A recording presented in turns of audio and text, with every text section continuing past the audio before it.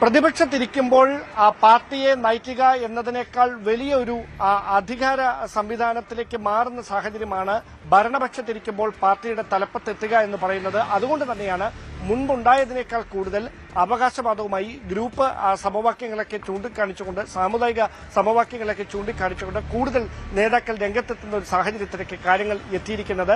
നമുക്കറിയാം, കെ സുധാകരൻ അധ്യക്ഷ പദവിയിലേക്ക് എത്തി. അദ്ദേഹം അധ്യക്ഷ സ്ഥാനത്ത് നിന്ന് മാറുന്ന സാഹചര്യത്തിൽ തന്നെ ഉയർന്നു കേട്ട പേരുകളിൽ പ്രധാനിയായിരുന്നു കൊടിക്കുന്നിൽ സുരേഷ് എം പി.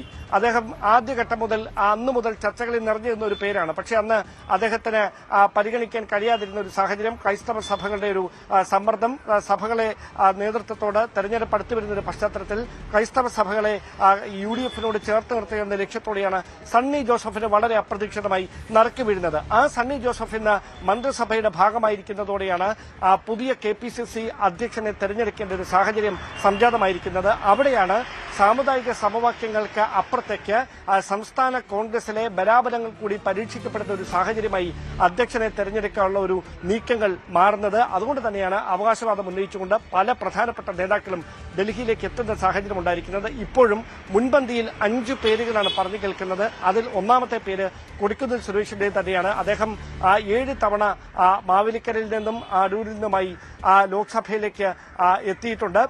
നമുക്കറിയാം, അദ്ദേഹം ഡെപ്യൂട്ടി സ്പീക്കർ പദവി വഹിച്ച വ്യക്തിയാണ്. ദളിത് വിഭാഗത്തിൽ നിന്നുള്ള ഒരു പ്രധാനപ്പെട്ട ഒരു നേതാവായി ദേശീയ രംഗത്ത് അറിയപ്പെടുന്ന ഒരു നേതാവ് തന്നെയാണ്. കൊടിക്കുന്നിൽ സുരേഷ് മല്ലികാർജ്ജുന ഖാർഗെ നേരിൽ കണ്ട അദ്ദേഹത്തിന്റെ ക്ലെയിം കഴിഞ്ഞ ആഴ്ചയിൽ ഒരു കത്ത് മുഖേന എന്തുകൊണ്ട് താൻ KPCC അധ്യക്ഷനാകണമെന്ന കാര്യം അറിയിച്ചിട്ടുമുണ്ട്. അതാണ് ഒന്നാമത്തെ പേരുകാരനായ കൊടിക്കുന്നിൽ സുരേഷിന്റെ അവകാശവാദം.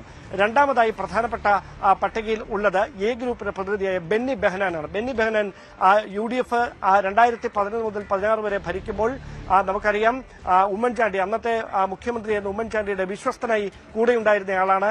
A ഗ്രൂപ്പിന്റെ പ്രധാനപ്പെട്ട നേതാവാണ്.